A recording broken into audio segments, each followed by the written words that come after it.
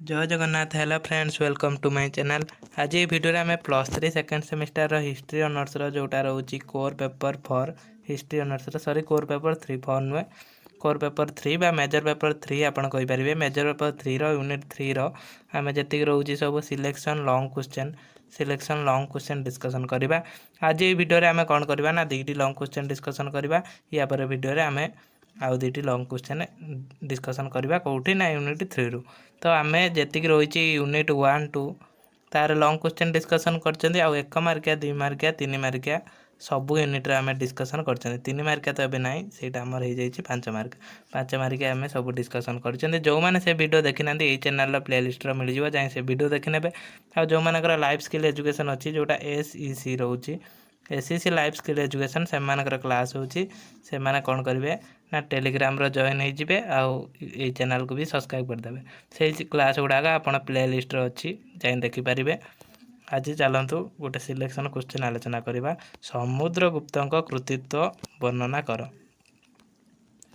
एकाधार जड़े उपलब्ध प्रतिष्ठित दिग्विजय वीर प्रभुत राजनीतिक प्रख्यात शासक उच्चकोटीर पंडित एवं संगीतज्ञ रूप में गुप्त सम्राट समुद्रगुप्त कौन करते ख्याति लाभ करते।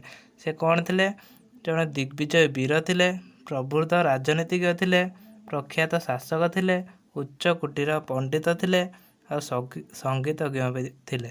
किए समुद्रगुप्त से निजर कृतित्व बल भारत इतिहास महिमान्वित कर निज कृतित्व बल भारत इतिहास को कौन कर महिमान्वित कर जड़े दिग्विजय वीर रूपे समुद्रगुप्त प्राचीन भारत इतिहास रुद्धिमंत करते। ऐतिहासिक माने कृतित्व प्रशंसा करते। ऐतिहासिक माने कौन करती समुद्रगुप्त को प्रशंसा करती कौन पाई ना कृतित्व पाई।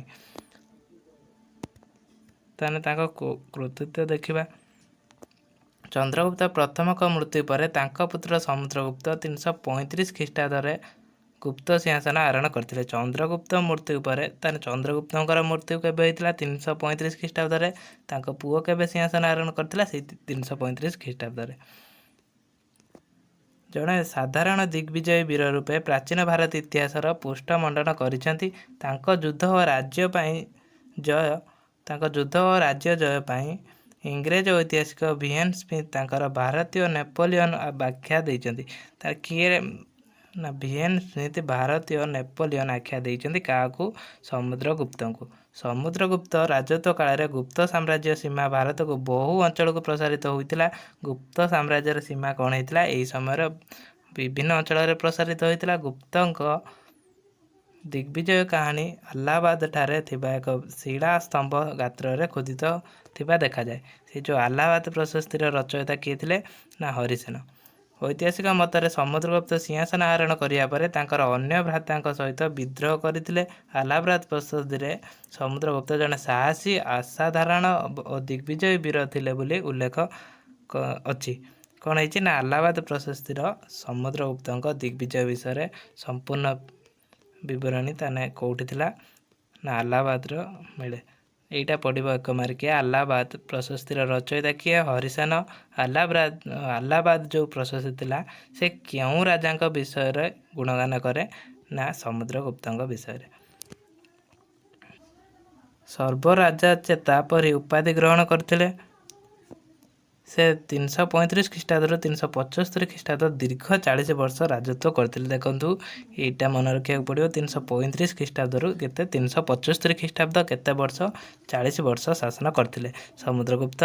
से अनेक राज्य जय कर एक विशाल साम्राज्य प्रतिष्ठा करते। से अनेक राज्य जय करते आ गोटे भी विशाल साम्राज्य प्रतिष्ठा करते। रानी कुमार देवी पुत्र रूपे लिच्छवी विद्रोह एटा कौन देखिबा दौहित्र रूपे गर्व अनुभव करते। से भारतर राजनैतिक एकता प्रतिष्ठा करने संगे संगे सम्राट महापद्म नंद परी निजक एकराट भाव प्रतिपादन करने महान लक्ष्य थिला। से निजक एकराट भाव प्रतिपादन करते। अलाहाबाद प्रशस्ति समुद्रगुप्त देखु यही पॉइंट देकी लिखा पड़ो। पॉइंट देकी लिखिने कृतित्व गुड़ाक टे भल मार्क मिल। समुद्रगुप्त युद्ध और राज्य जय संपूर्ण विवरणी प्रयोग बा अलाहाबाद शिला प्रस्तरु जाणी हुए। जो समुद्रगुप्त राज्य जय आउ युद्ध एसबू विषय आलाहाबाद जनापड़े। हरिसेन समुद्रगुप्त विजय कहानी यही प्रशस्ति रे सुंदर काव्य शैली रचना कर। हरिसेन कौन कर जो आलाहाबाद प्रशस्ति रे सुंदर भाव से कहानी गुड़िक रचना कर। गुप्त दरबार रे विचक्षण शासक तथा कहले हरिसेन। हरिसेन कौन थे ना से जो गुप्त दरबार रे कौन थे जड़े विचक्ष शासक थे। विचक्षण शासक थे।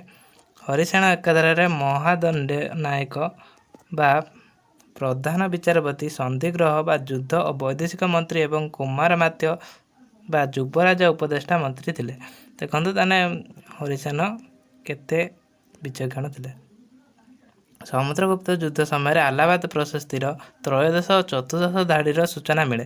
ये जो समुद्रगुप्त युद्ध विषय कौ धाड़ी मिले ना त्रयोदश और चतुर्दश धाड़ी कौन संपूर्ण प्रशस्ति मिले कि संपूर्ण प्रशस्ति नुहे त्रयोदश चतुर्दश धाड़ी। सेहीपरि दाक्षिणात्य अभियान संबंध में प्रशस्ति ऊनविंश और विंश धाड़ी गुड़िकर सूचना मिले। द्वितीय आर्यवर्ती युद्ध समय एकविंश और त्रयोविंश धाड़ी गुड़िक सूचित होता। एथिरे हरिसेन सम्राट समुद्रगुप्त को दिग्विजय गुणबली उल्लेख कर। हरिसेन कौन कर जो आलाहाबाद प्रशस्ति समुद्रगुप्त को दिग्विजय आ गुणबली उल्लेख कर। समुद्रगुप्त राजजय समुद्रगुप्त जड़े महान योद्धा थिबा सहित से सुदक्ष सेनाध्यक्ष रूपे उभय उत्तर और दक्षिण भारत जय करते। कौ भारत ना उत्तर भारत जय करते और दक्षिण भारत भी जय करते। दूरवर्ती राज्य को जय करने पूर्व से निकटवर्ती राज्यर राजा को वश्यता स्वीकार करने को बाध्य करते। जिते से दूर राज्य को जय कले पूर्व कौन करते ना निज राज्य को जो पाख राज्य थिला तार वश्यता स्वीकार करने बाध्य करते। समुद्रगुप्त प्रथम आर्यवर्ती अभियान आरंभ करते दक्षिण पथ आक्रमण करते द्वितीय आर्यवर्ती अभियान करते। प्रथम कौटी प्रथम आर्यवर्ती अभियान करते दक्षिण पथ आक्रमण कले द्वितीय आर्यवर्ती अभियान कले। प्रथम आर्यवर्ती अभियान समुद्रगुप्त प्रथम आर्यवर्ती अभियान 3 जन नागराजा को परास्त करते। प्रथम आर्यवर्ती अभियान कौन होता 3 जन नागराजा को है 3 जन नागराजा को परास्त करते। से ही नागराजा माने अच्युत नाग नागसेन गणपति नाग और कूट वंशर राजकुमार मध्य परास्त करते। यही राजा माने यथाक्रमे ऐच्छद्र मथुरा पद्म राज्यर शासन करते। माने कौटी ना जड़े ऐच्छद्र मथुरा और जड़े पद्मवती रे शासन करुले। कूट वंश संभवतः उद्ध अंगे उपत्यकार शासन करुले। दक्षिणात्य अभियान देखो समुद्रगुप्त राज्य जो था प्रथम आर्यवर्ती अभियान था दक्षिणात्य अभियान द्वितीय आर्यवर्ती अभियान यही सब भाव में पॉइंट कर लिखे है। मुझे सब डिस्कसन करनी वीडियो बहुत लंग हम। तापर समुद्रगुप्त साम्राज्य साम्राज्य किभली था भारत विस्तीर्ण अंचल उपर समुद्रगुप्त साम्राज्य प्रतिष्ठित होता। समग्र उत्तर भारत उपर से शासन करुले। मात्र गुप्त साम्राज्य काश्मीर पश्चिम पंजाब सिंधु प्रदेश गुजरात और ओडिशा अंतर्भुक्त नथिला। समुद्रगुप्त उत्तर पश्चिम राज्य को वश्यता स्वीकार करते। सिंहल राजमहबन मध्य समुद्रगुप्त वश्यता स्वीकार करता। ताने ये जो अश्वमेध यज्ञ विषय समय अश्वमेध यज्ञ विषय भी लिखे। संस्कृति पृष्ठपोषकता केमिति करथिले सेटा देला। तापर आसुची आमर चंद्रगुप्त द्वितीय जीवनी एवं दिग्विजय उपर विवरणी प्रदान कर। से भाई चंद्रगुप्त जीवनी विषय लिखा। प्राचीन भारत संस्कृति उल्लेखनीय अवदान पर भारत इतिहास विक्रमादित्य नाम परिचित द्वितीय चंद्रगुप्त गुप्त शासक मध्य स्वतंत्र स्थान अधिकार करते।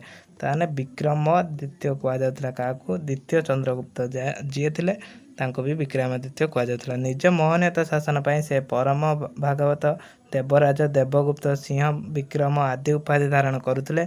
महान योद्धा तथा राष्ट्र निर्माता एवं कला और साहित्य पृष्ठपोषकता रूपे राज्यसभा को नवरत्न मंडन करुले। निजर साधारण व्यक्तित्व बल से गुप्त शासन क्षेत्र में गुरुत्वपूर्ण परिवर्तन आनी। से समुद्रगुप्त एवं दत्ता देवी पुत्र भाव में भारत वर्ष जड़े सुदक्ष शासक थे। 380 ख्रीष्टाब्द सिंहासन आरोहण कर भारत में राजनैतिक एकता सामाजिक समता अर्थनैतिक विकास कला साहित्य संस्कृति सामूहिक विकास करते। ताने विक्रमादित्य बा चंद्रगुप्त द्वितीय कौन करते ना भारत में राजनैतिक एकता आनी सामाजिक समानता करते अर्थनैतिक विकास करते साहित्य कला संस्कृति सबुथ से विकास करते। द्वितीय चंद्रगुप्त सिंहासन आरोहण समय देशर राजनीतिक परिस्थिति संतोषजनक नाला। गुप्त वंश प्राय समस्त गुरुत्वपूर्ण शासक मैंने अन्य शक्तिशाली पड़ोसी राज्यगुड़िक वैवाहिक संपर्क नीति ग्रहण करते। एमाने कौन करते ना पड़ोसी राज्यगुड़िक वैवाहिक संपर्क नीति व्यवहार करते। चंद्रगुप्त द्वितीय नागवंश राजकमय कुबेर नागों सहित विवाह बंधन होते आबद्ध होते। क्या सागर कुबेरी नाग सहित एटा 1 मार्किया क्वेश्चन भी आसीपे। से तांकर कन्या प्रतिभा को भकत वंशर रुद्रसेन और द्वितीय सहित बह करते।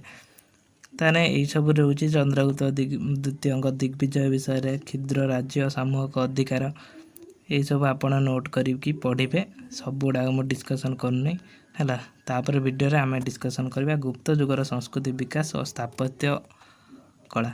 यहाँ आम पूर्व या वीडियो रे आमे डिस्कसन करबा। नेक्स्ट वीडियो रे एटा डिस्कसन करबा।